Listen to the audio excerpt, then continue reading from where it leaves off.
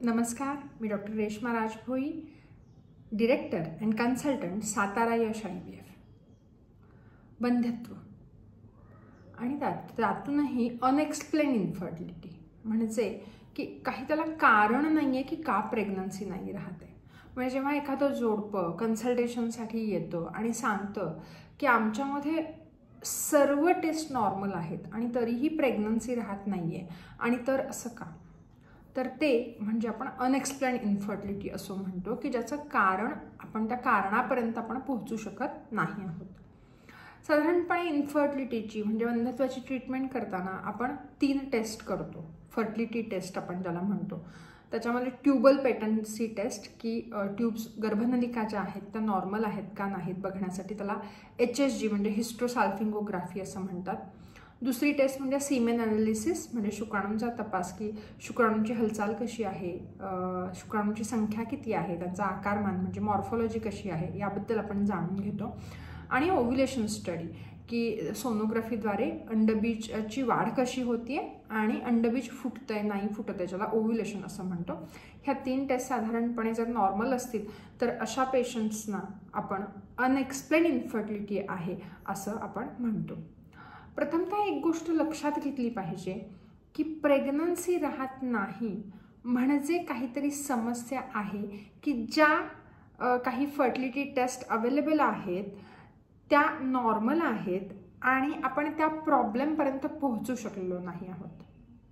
So मग काय त्या समस्या असू शकतात, तर कदाचित मेकॅनिकल काही कॉज असू शकतो की काही अडथळा आहे प्रेग्नन्सी राहण्यासाठी. ॲनाटॉमिकल आपण जेव्हा शरीर रचनेच्या नुसार किंवा मायक्रोस्कोपिक सूक्ष्म स्तरावरती काहीतरी छोटे मोठे इश्यूज आहेत. मेकॅनिकल जर पार्ट बघायला गेलं तर काही आतमध्ये ट्यूब्स आणि ओव्हरीजमध्ये काही ॲधेजन झालेले आहेत का, की ट्यूब ओव्हरीन रिलेशनशिप खूप महत्त्वाचं ठरतं. ओहम म्हणजे जो ओसाईट आहे, एग जो आहे तो ट्यूबमध्ये येण्यासाठी. सो तिथे काही इश्यूज आहेत का, ट्यूब ओव्हरीन रिलेशनशिपमध्ये काही इश्यू आहेत का, की काही प्रिव्हियस सर्जरीजमुळे चिपकलेलं आहे म्हणून, किंवा एंडोमेट्रिओसिस आहे का, PID म्हणजे पुनरुत्पादक मार्गाचं काही इन्फेक्शन जसं की पेल्विक इन्फ्लेमेटरी डिसीज असं काही आहे का, किंवा इंडियामध्ये खूप कॉमनली आपल्याला दिसतो तो म्हणजे ट्युबरक्युलोसिस की गर्भाशयाचं अंतस्तर किंवा गर्भनलिका याच्यामध्ये TBचं इन्फेक्शन तर नाही ना, ह्या गोष्टी काही आपल्याला बघाव्या लागतात. तर याच्यासाठी डायग्नोस्टिक हिस्ट्रोलॅप्रोस्कोपीचा सल्ला दिला जातो. जर आपण मायक्रोस्कोपिक सूक्ष्म स्तरावरती जर काही विचार करतोय की काय समस्या असू शकतात, तर त्याच्यामध्ये सर्वायकल फॅक्टर हा एक ठरतो की गर्भाशयाच्या पिशवीचा जो खालचा भाग आहे सर्विक्स, तिथून शुक्राणू आतमध्ये जाताना काही इश्यूज आहेत आणि त्याच्यामुळे शुक्राणू आतमध्ये बीजापर्यंत पोहोचत नाही आहेत, ज्याला सर्वायकल फॅक्टर असं म्हटलं जातं. साधारणपणे 20 ते 25% पेशंट्समध्ये सर्वायकल फॅक्टर दिसून येतात.